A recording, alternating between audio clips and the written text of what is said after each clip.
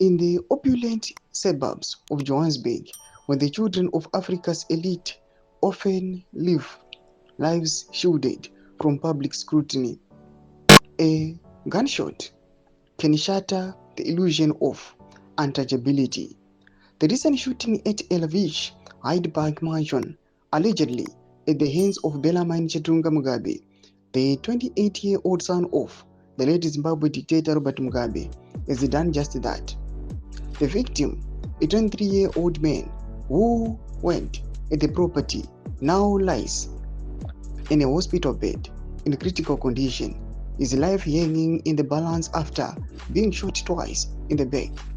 As the investigation unfolds, a chilling narrative is emerged, one that suggests this was no mere accident or a simple dispute over wages. Instead, it points to a desperate act of violence, a potential attempt to silence an employee who, in the course of his duties, may have become privy to the secrets of a family accustomed to operating above the law.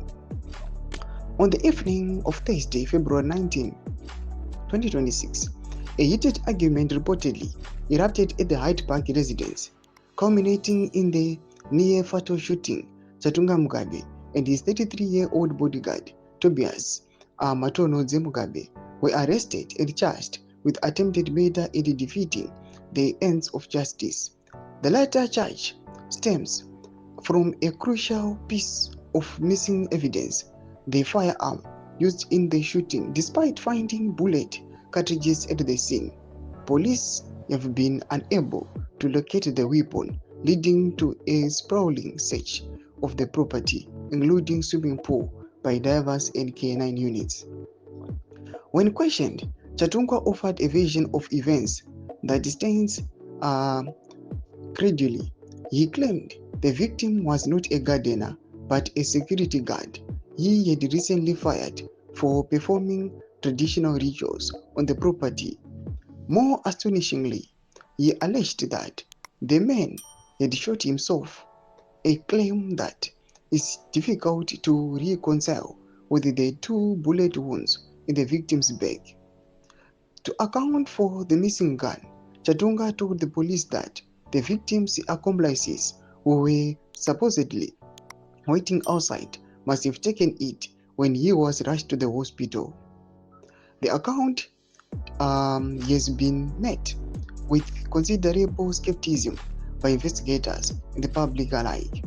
The more plausible theory, and the one reportedly being pursued by police, is that the gun was deliberately removed from the scene by friends of Chatunga who arrived before the authorities.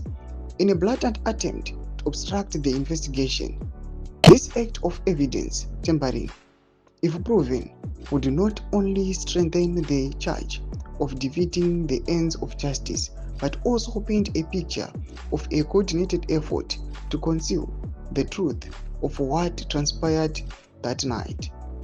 The central question that hangs over this case is motive. Why would a labor dispute, as initially suggested, escalate to attempted murder? The answer may lie in the very nature of the victim's employment. As a gardener or a security guard, he was an invisible presence, someone who had access to the inner sanctum of Mugabe's residence, privy to the comings and goings, the conversation, and the late night activities that the family might prefer to keep private. Ndoma developments ari kubuda panguva ino as the court case au yachachatunga Mugabe panguva ino iri kamba ichiendera mberi achimuka kunzi macharges aakuuya panguva inachiwana aiwa akaoma kwazvo. Pira ngomesi kushemerudzo funguro enyu moti kudii pamusoro pechitiko ichi. Subscribe or like, chita on the bell icon.